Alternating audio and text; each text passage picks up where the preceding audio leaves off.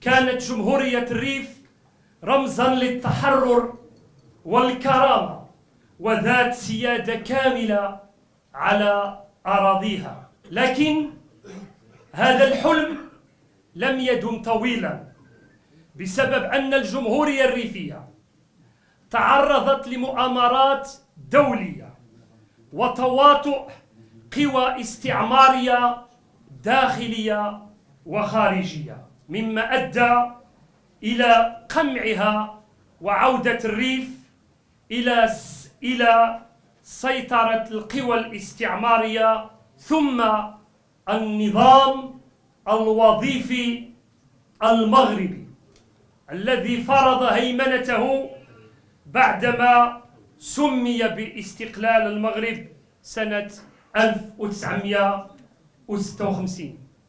استعادة استقلال الريف هو استرجاع لحق شرعي وليس مطلبا جديدا.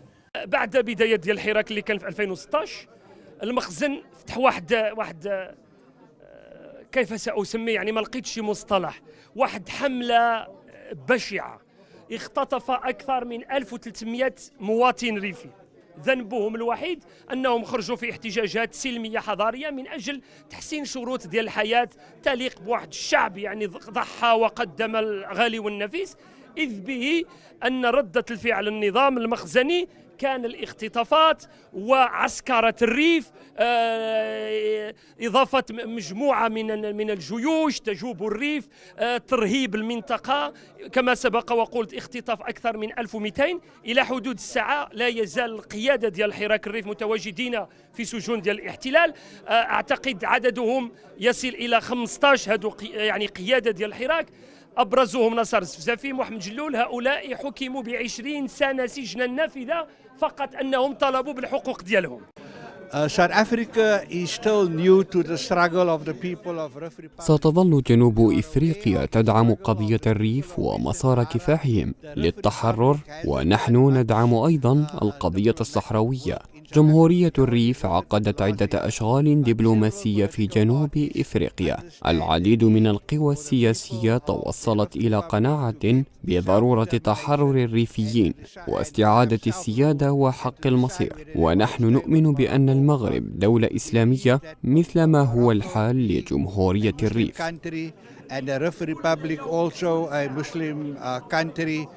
شرفنا نحن كمناضلين في الجبهة أن نشارك في هذا النشاط، باعتبار أن هذا الحزب سيسهم في تحرير المنطقة